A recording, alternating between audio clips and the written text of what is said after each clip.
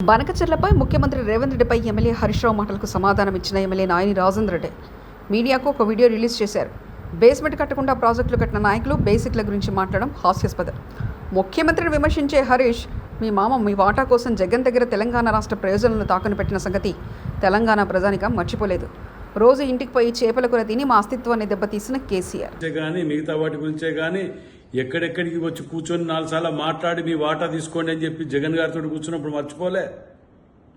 రాయలసీమ రత్నాలసీమ చేస్తా అని చెప్పి రోజా గారింటికి పోయి చేపల పులుసు బాగున్నదని చెప్పి తినొచ్చింది మర్చిపోలే రాష్ట్ర ప్రజలు. ఇంకా ఇవాళ మీ అల్లుడు మీ కొడుకు కలిసి ఒలకపోతు మాటలు మాట్లాడుకుంటా బేసిక్స్ తెలియదా, ఇది తెలియదు, అది తెలియదని మేము కట్టిన మా బేసిక్స్ ఒకటే మాకు చెప్పినాయి.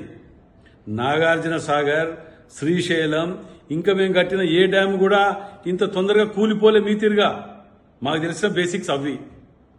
ఇవాళ మీరు తెలంగాణ ఉద్యమం పేరట, నీళ్లు నిధులు నియమాలని పేరట అమరవీరుల ప్రాణాల మీద, వాళ్ళ శవాల మీద పేలాలు ఎరక తిని కమిషన్లు తిని కోట్ల రూపాయలకు ఇది చేసుకొని ఇవాళ మీకు అహంకారంతో, డబ్బు అహంకారంతో ఇష్టం వచ్చినట్టు మాట్లాడి మళ్ళీ ఏదో ప్రజలను తప్పుదోవ పట్టించి మళ్ళా అధికారంలోకి రావడానికి ఏదో ప్రయత్నం అని ప్రవర్తన దాన్ని ప్రజలు మిమ్మల్ని క్షమించరు. ఎందుకంటే కళ్ళకు కొట్టొచ్చినప్పుడు మీ దోపిడి అవపడుతున్నది ప్రతి దాంట్లో.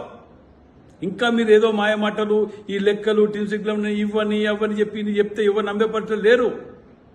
పొద్దుగా లేస్తే అబద్దాలతోటి మీ జీవితాలు గడుపుకుంటే ఎంతసేపు ముఖ్యమంత్రి గారిని ఈ విధంగా ఆ విధంగా మా మీద ఇవాళ అవినీతి ఆరోపణలు లేవు మీ తిరిగా. పొద్దుగా లేస్తే మీ మీద ఈ కబ్జాలు, ఆ దుకాన్లు, ఈ రేసులు, ఆ రేసులు, ఈ సీసాలు, ఇదే లొల్లి.